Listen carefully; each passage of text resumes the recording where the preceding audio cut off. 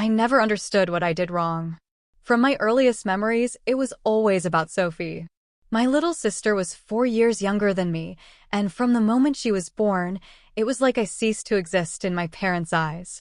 Every achievement, every milestone of hers was celebrated with over-the-top enthusiasm, while mine were met with indifference at best. "Mom, look. I got an A+ on my math test," I'd say, holding up my paper with pride. "That's nice, Ryan," she'd reply without even glancing up from whatever cute thing Sophie was doing. "Oh my goodness. Look at how well Sophie is coloring inside the lines. She's so talented." That was my life growing up.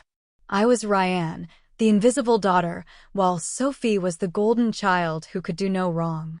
Even when she brought home report cards filled with CS and DS, my parents would shower her with praise for trying her best and reward her with new clothes or the latest iPhone. Meanwhile, I worked my butt off. I knew early on that if I wanted anything in life, I'd have to earn it myself. So when I was 15, I got my first part-time job at a local cafe. I worked weekends and after school, learning how to balance my time between work and maintaining my straight A's. "You don't need to work, honey," my dad would say dismissively. "We can give you an allowance, just like Sophie." "I want to," I'd reply. But what I really wanted was for them to notice my independence, my drive. They never did. The contrast between how they treated us became even more apparent in high school. While I was securing a full scholarship to college through academic excellence, Sophie was barely scraping by. Yet somehow my parents saw her struggles as endearing. "She's just too creative for traditional education," my mom would defend her. "Sophie thinks outside the box, that's why she'll be successful in life." I remember sitting at the dinner table one evening during my senior year, listening to them discuss the college fund they had set aside for Sophie. They had never mentioned a college fund for me. But I didn't need one anyway. I had earned my way out through hard work and determination. "You're so lucky you got that scholarship, Ryan," my mother said, as if my years of dedication were just a stroke of good fortune. "Now we can put all that money towards Sophie's future. She has such big plans." I looked across the table at my sister, who was texting under the table instead of eating. She glanced up and gave me that smug smile I had grown so familiar with over the years. At 14, she already knew she had our parents wrapped around her finger. That night, I lay in bed and made a promise to myself. I would succeed, not because of my family, but in spite of them. I would build my own life, create my own success story, and I wouldn't need their approval or support to do it. College was like taking my first real breath after years of living underwater. Finally, I was somewhere my achievements were recognized for what they were, not overshadowed by my sister's mere existence.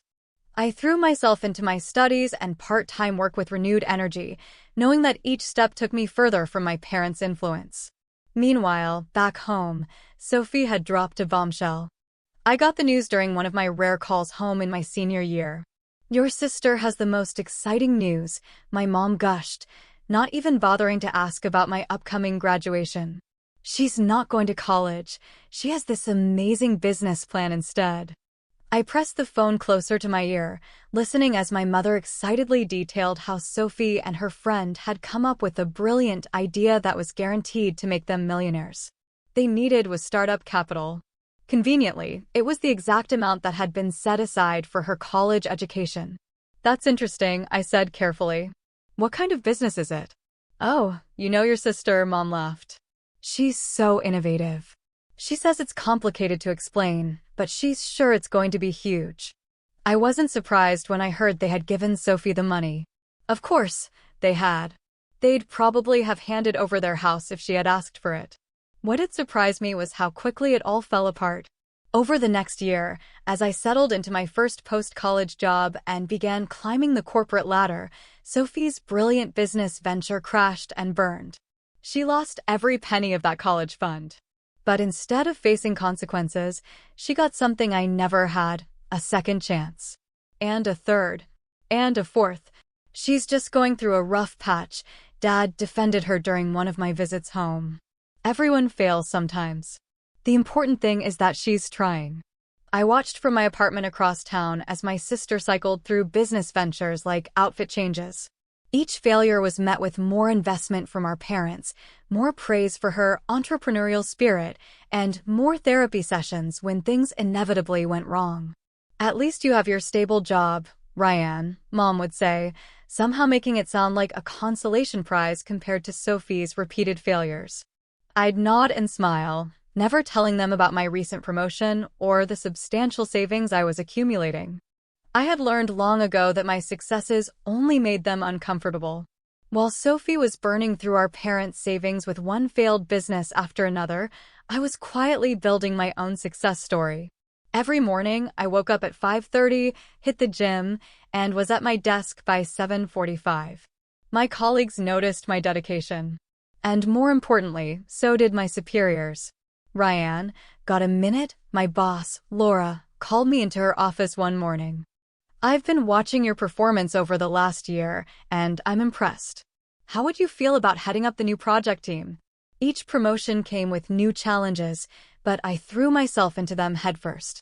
Meanwhile, my sister had taken up semi-permanent residence on our parents' couch, claiming she was strategizing her next big venture while binge-watching reality TV. She's dealing with a lot of stress. Mom defended her during one of our monthly family dinners. The therapist says she needs time to process her setbacks. I stabbed at my salad, fighting the urge to point out that Sophie had been processing for nearly a year now, all on our parents' dime. The therapy sessions alone probably cost more than my first car. Oh, but you'll never believe what amazing idea she came up with yesterday. Dad chimed in, his eyes lighting up. Tell her, Sophie. My sister finally looked up from her phone, a familiar gleam in her eye. It's going to be revolutionary, she announced. A combination of social media influencing and cryptocurrency. All I need is some startup capital to get things rolling. I tuned out the rest of her pitch, having heard variations of it too many times before. Instead, I focused on the numbers running through my head, my latest salary increase, my growing investment portfolio, and the steadily accumulating down payment in my savings account. That night, as I drove home to my apartment, I made a detour through the Oakwood Heights neighborhood. There it was, the house I'd been eyeing for months. 3 bedrooms, a home office, hardwood floors throughout, and a garden that would be perfect for hosting summer parties. The realtor had called earlier that day to tell me my offer had been accepted. I sat in my car, staring at what would soon be my home, and felt a mix of pride and something else. A desire to finally show my family what their overlooked daughter had achieved. But not yet. The timing had to be perfect. The next few months passed in a blur of work, meetings with my real estate agent, and the occasional family dinner where I'd sit quietly while my parents gushed about Sophie's latest business venture, which, predictably, crashed and burned like all the others. It was the market conditions, Mom would explain to relatives. Sophie's concept was brilliant, just ahead of its time. I kept my house purchase to myself until everything was finalized. Every time I heard them praise Sophie's latest failure or discuss how much money they'd invested in her dreams, I thought about my new house and smiled. The day I got the keys to my new house, I drove straight from the closing to my parents' home. I hadn't told them I was coming. I wanted to see their unfiltered reaction. As I pulled into their driveway, I saw Sophie's car parked in its usual spot. Perfect. Mom looked surprised when she opened the door. We weren't expecting you. We were just discussing Sophie's new business proposal. Actually, I cut in. I have some news of my own. For once, they all gathered in the living room. Mom, Dad, and Sophie, who was sprawled on the couch, scrolling through her phone. I took a deep breath and pulled out my house keys. I bought a house, I announced. Just closed on it today. The silence that followed was deafening. Mom's coffee cup froze halfway to her lips. Dad's newspaper crinkled as his hands tightened around it. And Sophie, for the first time in years, actually looked up from her phone. Her eyes widened before she abruptly stood up and left the room without a word. You bought a house? Mom finally managed. Where did you get the money? I couldn't help but laugh. I worked for it, Mom. I've been saving for years, you know, from that stable job you always seemed so underwhelmed by. But that's such a huge commitment, Dad stuttered. You should have consulted with us first. We could have advised you. Like you advised Sophie on all her business ventures? The words came out sharper than I intended, but I didn't regret them. An uncomfortable silence followed, broken only by the sound of Sophie's bedroom door slamming upstairs. Finally, Mom forced a smile. "Well, I suppose we should have a housewarming party," she said, though her voice lacked enthusiasm. "When are you planning to move in?" I told them my plans for the move and the party, watching as they struggled to show appropriate excitement. It was almost amusing. They had celebrated Sophie's every failure as if it were a triumph, yet my genuine success seemed to leave them at a loss. "Of course, we'll help you organize everything," Mom said. But her eyes kept darting toward the stairs, where Sophie had disappeared. "It's just, well, we need to be sensitive to your sister's feelings. You know she's been working so hard to establish herself." I left their house that day feeling both triumphant and sad. Triumphant, because I had finally forced them to acknowledge my success. Sad, because even this couldn't change the fundamental dynamic of our family. As I drove to my new house, my beautiful, hard-earned house, I thought about the housewarming party I would throw. It would be perfect. Elegant. Impressive. Everyone would see what I had achieved on my own, without any help from my parents. My housewarming party was everything I had hoped it would be. I had spent weeks carefully planning every detail. Preparing. Selecting the perfect furniture, arranging catering, and making sure every detail was just right. The house looked stunning, with its hardwood floors gleaming and the garden lit up with string lights. Guests filled every room, admiring the modern kitchen, the cozy living room, and the spacious bedrooms. Everyone except Sophie, that is. She spent the entire evening skulking around the house, examining everything with an expression like she had bitten into something sour. "This must have cost a fortune," she muttered when she thought I couldn't hear her. "I bet she's in debt up to her eyeballs." I just smiled and continued greeting my guests. I had paid for everything in cash. No mortgage. No debt. But Sophie wouldn't understand that concept if it slapped her in the face. Mom and Dad showed up late, making a big show of bringing an expensive bottle of champagne. To our successful daughter, Dad toasted, though his eyes darted nervously to Sophie as he said it. I thought that was the end of it. That maybe, finally, they were starting to see me differently. How wrong I was. 2 weeks later, I was having lunch with Aunt Linda when she dropped the bomb. "I assume you've heard about your parents buying Sophie a house," she said, as casually as if she were discussing the weather. I nearly choked on my salad. "They what?" Aunt Linda's face fell. "Oh, honey.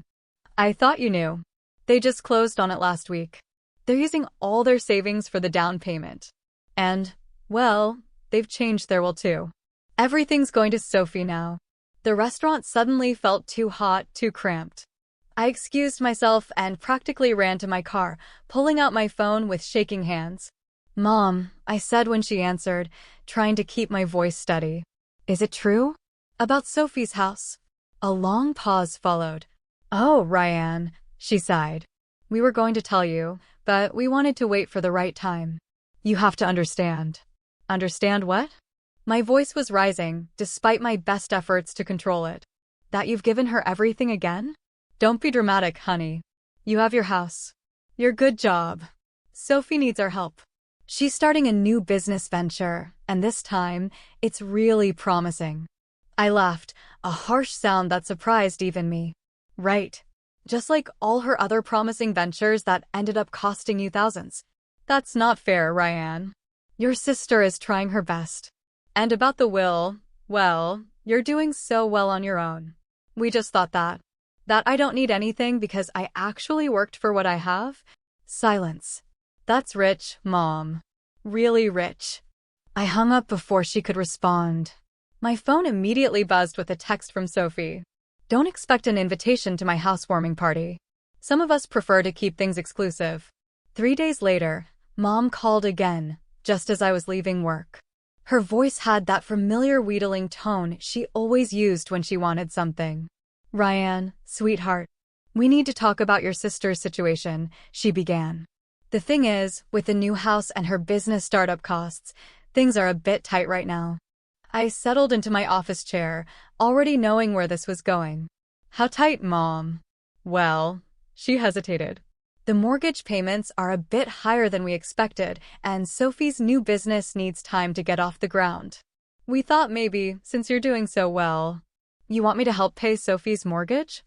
I couldn't keep the incredulity out of my voice. Just for a few months, Mom rushed to add. Until her business takes off. She has such a good feeling about this one, Ryan. It's an innovative concept involving social media influencers and sustainable fashion. I tuned out her explanation of Sophie's latest scheme, my mind already working. Years of watching this same pattern unfold had taught me one thing. They would never change. My sister's ability to manipulate our parents had taught me a thing or two about strategy. I'll tell you what, I interrupted. I'll help with a few payments. But on one condition, I want an invitation to the housewarming party. Mom sounded surprised. Well, Sophie was hoping to keep it intimate. Those are my terms, Mom. Take them or leave them. She called back 30 minutes later. Sophie has agreed to invite you, she said, sounding relieved. But please, Ryan, try to be supportive. Your sister is under a lot of pressure. I made 3 mortgage payments over the next few weeks, carefully documenting every transaction. Each time, I received a grudging, thank you, text from Sophie, usually accompanied by some sort of backhanded comment about how she'd pay me back once she was a millionaire. The housewarming party was set for a Saturday evening in June. I spent the morning preparing, but not in the way anyone would have expected. I wasn't picking out an outfit or wrapping a gift. I was gathering documents, screenshots, and bank statements.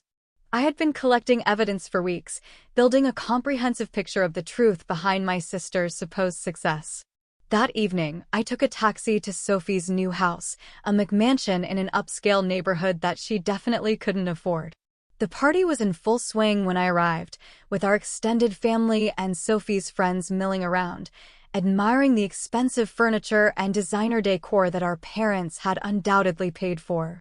Sophie was holding court in the living room, wearing a designer dress that probably cost more than a mortgage payment.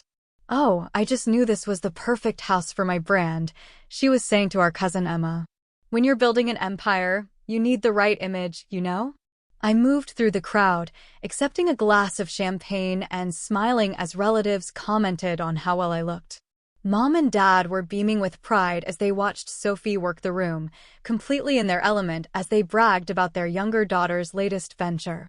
She's such a go-getter, Dad was telling Uncle Jim, shaking his head with admiration. Always thinking outside the box. That's what it takes to be successful in today's world. I watched as my father clinked his glass for attention, ready to make his speech. Everything was falling into place exactly as I predicted. Soon, very soon, the truth would come out. And I would finally have my moment. Dad's speech was exactly what I expected, a loving tribute to his successful younger daughter. He stood there, champagne glass raised, praising Sophie's entrepreneurial spirit and determination. Mom followed with her own speech, calling Sophie a shining example of a modern businesswoman. When they finished, there was a round of applause. That's when I stepped forward.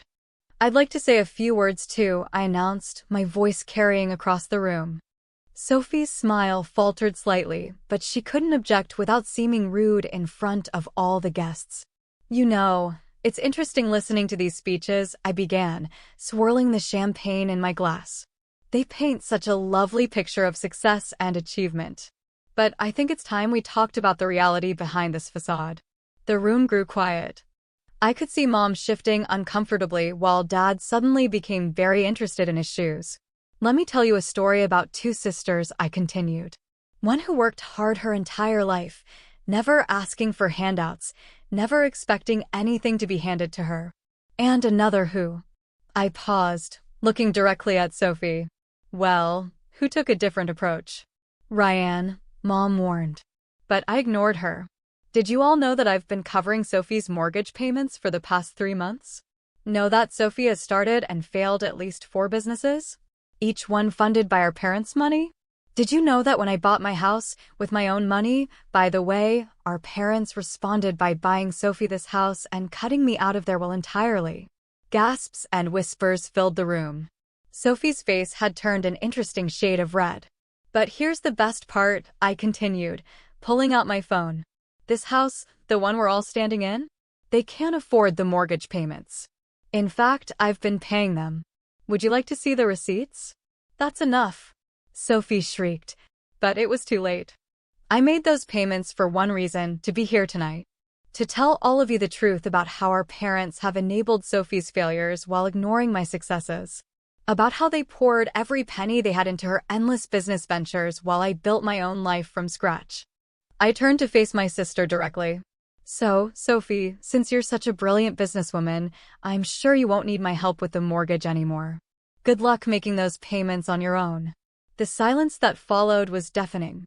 Then Mom stepped forward, her face twisted with anger. How dare you shame your sister like this? How dare you humiliate her in front of everyone? I laughed, the sound hollow even to my own ears. Shame her? You mean like you've been shaming me my entire life? By treating me like I was nothing? Without waiting for a response, I finished my champagne in one gulp, set the glass down carefully on a nearby table, and walked out. Behind me, I could hear the chaos erupting, Sophie's sobs, Mom's attempts to smooth things over, and the murmur of shocked guests. The fallout was exactly what you'd expect. And then some. Within weeks, the carefully constructed house of cards that was my family's facade came crashing down. Aunt Linda kept me updated on the drama. Sophie, predictably, couldn't make the mortgage payments. Her brilliant new business venture failed before it even properly began, just like all the others. But this time, there was no safety net. Your parents sold their house, Aunt Linda told me over coffee one morning. They gave most of the money to Sophie for the mortgage payments, thinking they could move in with her. I raised an eyebrow. And let me guess. Sophie took the money and refused to let them move in. She said she needed space to focus on her business. The irony was almost too perfect. After years of enabling Sophie, my parents had finally experienced firsthand what I had known all along. That their precious younger daughter cared about nothing except what she could get from them. They had a huge fight with her, Aunt Linda continued. Your dad finally told her she needed to get a real job instead of chasing pipe dreams. They're not speaking to her anymore. I listened to all this with a strange detachment. Part of me wanted to feel satisfied. Vindicated, even.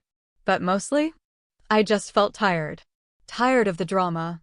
Tired of the family dynamics that had shaped and scarred my entire life. I blocked them all on social media and changed my phone number. Sometimes I hear things through the grapevine, about Sophie still trying to launch new businesses with her friends, about my parents struggling to adjust to life in their small apartment, about the likelihood that Sophie will eventually lose her house too. The other day, I drove past my parents' new apartment building. For a moment, I was tempted to stop. To try one more time to make them understand how their favoritism had affected me. But what would be the point? They'd made their choices, just as I had made mine.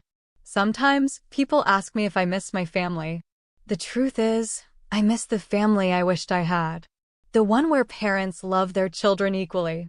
Where success is celebrated, regardless of which child achieves it. Where support isn't conditional on maintaining a particular narrative. But that family never existed. What did exist was a toxic dynamic that would have continued to poison my life if I hadn't exposed it. Yes, I lost my family in the process. But maybe, they were never really mine to lose. I keep the screenshots and bank statements from Sophie's mortgage payments in a folder on my computer. Not because I plan to use them again, but as a reminder that sometimes the price of freedom is being willing to burn bridges. That success isn't just about making money. It's about breaking free from toxic patterns. And that the truth, however uncomfortable, is always worth telling. The last I heard, Sophie was trying to launch another business venture. I wish I could say I hope she succeeds. But honestly, I don't think about it anymore. I've got my own life to live, my own success to build. And this time, I'm doing it completely on my terms. If you've made it this far, you know what it's like to fight for recognition, to work hard while others take shortcuts, and to feel the sting of being overlooked. Maybe you've been the one who was pushed aside, the one who was expected to fend for yourself while someone else was handed opportunity after opportunity. If that resonates with you, if you've ever felt like the invisible one, then I want to hear from you. Tell me, What would you have done in my situation? Would you have exposed the truth, or would you have walked away quietly? What advice would you give to someone who's still stuck in that cycle, waiting for the validation they may never receive? Leave a comment, share your thoughts, and let's start a conversation. Because no one deserves to be made to feel like they don't matter. And if you take anything from my story, let it be this: your worth is not defined by who acknowledges it. Success isn't measured by the approval of those who never saw your value in the first place. It's measured by the life you build, the respect you earn, and the peace you create for yourself. Don't waste time seeking validation from people who will never give it to you. Build your own life on your terms. Sometimes that means walking away. Sometimes it means burning bridges. And sometimes it means standing up and telling the truth, even when it shakes the ground beneath you. Whatever you choose, make sure it's for you, not for the approval of those who never deserved a place in your success story to begin with. Now tell me, what does this story mean to you? I'm listening.